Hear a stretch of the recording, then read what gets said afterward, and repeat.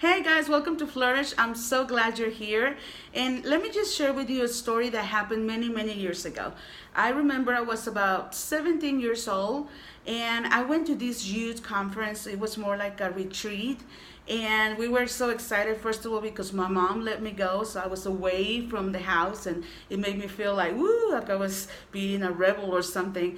And I remember being in this youth camp and the pastor who was sharing, he was asking us, like, he said, how many of you, God has not called you to the nations, but if he was going to call you, you would say yes.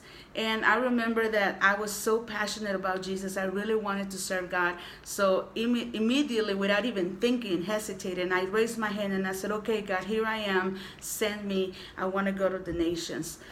Well, fast forwarding a few years later, and I'm saying a few, but it was more like probably something I don't even gonna say. I found myself in this country in San Diego, California. And you can imagine, I am from Tijuana, Mexico, so I am truly Mexican, 100% Mexican. Not like a chimichanga, I'm the real deal, the real taco de carne asada. So, so you can imagine, I came to the U.S. I used to come just to visit, but I never ever thought I was going to live here in America. And I remember I went to not only that, but my first exposure was in a little town called Hope in the state of Arkansas. So you can imagine, to all my Arkansas people, hey y'all. And it was just so interesting because it was such a contrast and such a cultural shock to me. My first exposure in this American culture was in this little town called Hope, Arkansas. And so it was so funny to me because I found myself complaining because I was really not expecting that I was going to stay for long. I just came, okay, I thought, okay, my plans was, okay, I'm going to my cousin's wedding, and then from there, I just go back to Mexico, no big deal. Well, that didn't quite happen like that, and my life was turned upside down. So I found myself kind of complaining a little bit, telling God, okay, I want to go back to my Mexico. And then I remember those words where I said, here I am, God, send me. And although it was this little town, I couldn't really understand, and I didn't even knew much of the language, but I just knew enough to go and ask for a burger at McDonald's or Burger King, whatever. And so they didn't have Starbucks, so they don't know what they're missing. But it's okay. It's okay. Let's pray for them. And so it was just a cool thing. And so anyway, I found myself in this country, and I had to learn everything. For somebody who came from the city of Tijuana, it's a border town.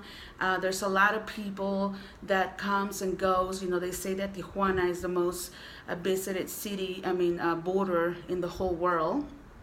And I can testify because there's always a long line to cross back.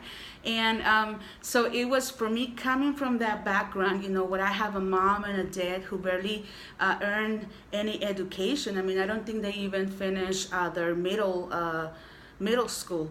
And so it was a big thing for me. And well, just let me tell you that when we talk and we say things to God, sometimes we don't even kind of realize what we say. When we say, okay, God, send me, or here I am, we really don't understand. Another thing that happened to me was, in at that age, I was just always asking God, okay, God, send me to the nations. I want to go to Africa and I want to make a difference. Well, guess what? God sent me, the African American, to my own home. And and I know for some people it might not be funny. Please, it's not racist. We love you guys. And so it was just interesting because I really never thought that God was going to take me to this place. I never ever thought in my life that I was going to be over here in front of this camera speaking to you, sharing a little bit of my story. I never ever thought. That was not even my plan. That was not my purpose. It was nothing like I ever imagined.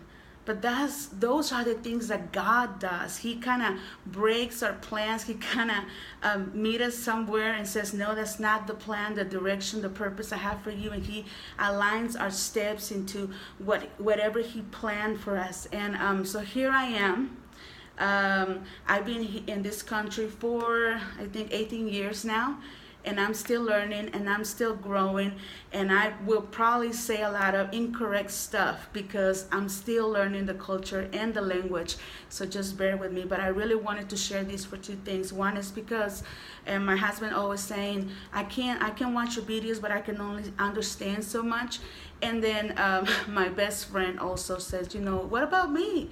I don't speak Spanish, so can you please just kind of translate or do something in English? So this is for the both of them, but most of it is for the glory of God, because when God called us to do something, He equipped us, He prepared us, He gave us the skills and everything that we need to succeed. So I'm just so grateful. I'm so pumped up right now because God is doing great things in my life, and I can only wow, pause for a moment and really thank God, because this is not the product of my effort. This is not a product of me paying a high price. This is a product of the work that Jesus did at the cross. This is the product of His mercy, His constant love, His extravagant love, who was always chasing after me. And I'm just so grateful for what the Lord is doing. And anyway, just let me tell you, I don't think I would tell the full story, but like I said, I was born and raised in Mexico. I'm the oldest of 3 brothers since the marriage of my mom and my dad. My dad left my mom for another woman when I was 12 years old. And because of that, my mom had to just go to work, and I was the oldest, so I had to help her, because this is how we do in Mexico. If we don't have anybody to help us, we use our older kids. That's why I use mine. They asked me, do you have a wash machine? And I said, yes, I do. It's my daughter. So anyway, that's what Mexican parents do. And so anyway, my mom kind of, rely on me to help her out with my brothers, and I was like the little mom at 12. My mom, because she grew up the way that she grew up, she was so scared that we would go and take the wrong path. And so she was very strict, and she was very dominant and controlling. And now I see that she was trying to protect me, but at that time it felt like she was asphyxiating me. And then that I aged, where I'm just going through these changes. I'm not understanding. It was not a lot of great communication. It was not a lot of good relationship. As a matter of fact, I was afraid of my mother. I felt like I was never good enough, that I had to try really hard to for me to receive her love. And so it was always like this thing that I would just kind of stay on my own. With my dad was a little different. He was kind of like my hero. He was kind of like my daddy, but he was always going on little trips to go and find the products that they needed to sell. So it was like he was not there. He was there, but he wasn't there. And then so at 12, finally he left my mom, and I was just left there with my mom and my brothers. All this created in me a lot of fear and anxiety, a lot of ideas that started growing in me. Those ideas became my foundation, and my view of life was shaped by these events. So I remember that one of the things that I used to think is, I'm never ever gonna get married. I'm never ever gonna give my life to somebody, so this person will just use me, abuse me, and then will dump me with 3 kids, and I'll just have to be working hard. I'll never ever do that. And so I decided, I'm not going to get married like that. I'm not going to give my life to somebody like that. Another idea was, I'm not going to I'm going to be with somebody who's going to love me more than I love them, because when we love, we get hurt, but if they love us more, we just take. And I remember, my parents were not a Christian. They were Catholic, but we didn't really go to church much, only in, baptism and stuff like that, because that's the way that you do, and you go to the party afterward, which is great. And so anyway, I really wasn't really involved in church. So when I was 15, my aunt, the one of the youngest sister, the youngest sister of my mom, she invited me to come over to stay with her for during the summer, over here in San Diego. And she was going to one of those traditional Pentecostal churches. Yes, those where you just jump up and down and you just fall, and you kind of get the little recibe, it's type of that thing. Many of you have grown on that. Many of you are like, what is she talking about? She's crazy. Yes, I am. But still praying for me. God is still working. And the thing is that I was in one of those churches where you praise and you worship in a loud voice, and you say, glory to God, hallelujah, and stuff like that. And so that was completely new experience to me, but they had something that I really like, and that was live music, because I always liked singing, because that was my thing. I just loved it, and I was like, you know what, this is amazing. And so I started going there. By the fourth time I went, third or fourth, I don't remember what the preacher was talking about, but I remember that I was at the front giving my life to Jesus. And I knew I needed something, because up to that point, I felt like nobody loved me, nobody cared about me. Like, I hated my mom.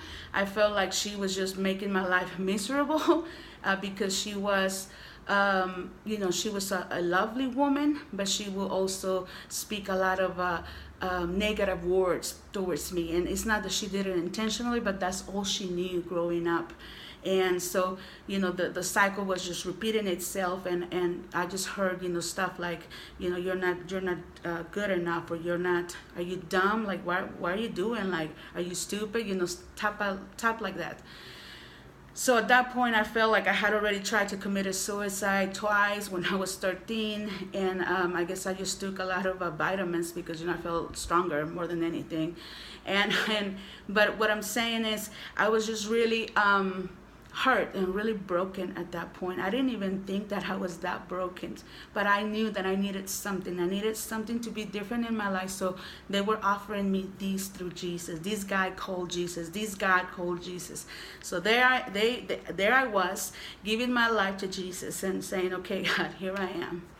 After that, it was just a lot of it was just like an instant thing. I became so passionate and so driven to seek God and His guidance and His word. And everything was fine. Everything was doing good. It was going good until that brokenness starting to show up. Until that brokenness, led me to make some of the craziest decisions in my life. And anyway, by the time I got into college, it was when we started having the internet. And so you kind of know, like, if you're my generation or not. If you are a millennial, you don't even know what I'm talking about. But it used to be like, if you wanted to connect to the internet, you had to plug in your phone, and then you had to go, if you had online, like not online, but what is it called, American Online, was it? And then it's like, you got mail, so you had to wait to connect, and it's like, anyway, so it was kind of like that. And because I didn't have that in Mexico, I don't even have a computer. I didn't even have a computer. So I went and stole the signal from my school, one of the schools, when they realized that actually it was not my school, but we just went to their library, their computer lab, and that's how we just started this, we just used the computers there until they cut us and then just kind of kicked us out. But I started, talking to people, meeting with other people, searching for that love, searching for that acceptance, searching for that validation that I never had growing up. When my dad left, like I said, he was my hero. And when he left, he had told my mom that we were going to be first in his life. But that didn't happen. The first moment that he left, he was completely gone, and we will only see him very occasionally. So that really hurt me, because I felt so abandoned, and I felt like it was something wrong with me, because my daddy didn't want to come see me. Not understanding at that age that it was not anything like that, but the enemy used that circumstance to kind of keep putting that in my head. You're not important. And then on top of that, I never really felt beautiful. So I felt like, oh, I mean, I'm not even good looking. It's not like I have a lot of guys after me, and so I really kind of felt like the ugly dog, like you hang out with the cute friends so you can look better, and then but that's it, kids. I mean, the guys really like my friends and not me, so I always felt like kind of left out. And so at that age, when I'm at the university, when I'm going to college, I started really talking to people, and then when I would send my picture, they would stop talking to me. So they kind of reinforced, that feeling that I had already had, that low self-esteem. And I felt like, okay, well, I'm not pretty enough. I'm fat. Now I look back, and I was skinny. I was really skinny. But back in the day, I thought I was fat. See, that's a thing with perception. So anyway, if this video cuts, I'm just gonna give you a warning. If this video, for some reason, my memory just goes full, I will start a second part, just so give you heads up on that. But anyway, because I was feeling this way, I started searching for all these in different guys in different relationships, and that only led me to be with a broken heart. And of course, I left God. I grew up in a church where it was very drastic, very extreme. So whether you was gonna serve God or you were not gonna serve God, but you were not gonna be in the middle. So I decided, okay, God, I can't. You're not giving me what I need. I mean, I love you. You're awesome. I know you love me, but I don't think that you can really take me to the movies or take me to have some coffee. So I'm just gonna search that for myself. So thank you so much, but I'm leaving. Bye. And I just dumped God like that. I did. I mean, it sounds bad, but that's what happened. And so after that, I started just doing my own thing, and that's when I met my first husband. And it was not like love at first sight. It was more of, okay, this is not the guy that I want, this is not what I'm waiting for. But at the same time, he seems to be a nice guy, and I've been hurt so many times by other people that maybe I should give him a chance. Maybe he treated me right. He seemed accepting. He was giving me, validating me. He was giving me everything that I thought I needed from a person, and I had not had in forever. So I said, okay, well, here we are. At that point, I started living with him because my mom kicked me out. It was not like I was leading a crazy life or anything like that. My mom, like I said, she was very strict. So one night, the only night that I didn't come to sleep, and I let her know that I wasn't coming, but I didn't get there until later that she expected it. She got mad and she kicked me out. So anyway, ended up living with my boyfriend. And we were already engaged, which was crazy because I had just met him 6 months before. So it was just crazy. It was just going everything super fast. And that's when one of my aunts invited me to come to Arkansas with her because it was going to be my cousin's wedding. I have family in Arkansas. And she invited me to come with her and to help her out with, she was moving to that state, so help her with her stuff. And I said, okay, well, let's go. And once we got there, my boyfriend came with us, and of course I have family who had been Christian forever, and they just kind of talked to me about it. And I said, that's not good that you're just living with him. And my other aunt, on the other hand, she was like, you should marry so you can get the green card, and stuff like that, because he was a U.S. citizen. And I was like, I didn't care about the green card, to be honest, but I did care about doing the right thing before God. And I really felt like I had been running. I really felt like, nothing had really satisfied me, that I was still hurting, still not at peace, still, struggling with the same issues. So I said, okay, well, might as well, just kind of, I'm going to make things right with God. And we got married a week after. It was a very little ceremony. And of course, the everything started to happen. And when you get two broken people and you put them together, that's kind of like what happens. And I was so broken, and I didn't really see how much I needed God. And it was not like I heard a lot of that in our churches. So anyway, my first daughter was totally unexpected, and the second, it was more like, okay, well, let me just have a second baby so we can be done with it. Because one of the things that I grew up with was I didn't want to have any children. back in the back of my mind, probably I saw them as a burden, as something that it will give me a lot of pain. And so my view was very distorted, but I still, once I got pregnant, I was happy about it. Yet, I wasn't really prepared for what's coming up next. And that's when my second son was born. Oh, surprise, he had some complication during the pregnancy. And when he was born, I took him home thinking that everything was okay, that it was just something that happened during pregnancy, but it wasn't. 5 months later, I found out that he was born with a chromosome condition where he's missing a part on chromosome 16. But anyway, super rare. But this basically was the prognosis. They said, okay, well, he is going to always depend on somebody. He's going to grow up with a severe mental retardation. He might not be able to speak, and he might develop autism. So just in case that you weren't, you need a little more, well, here's a little extra.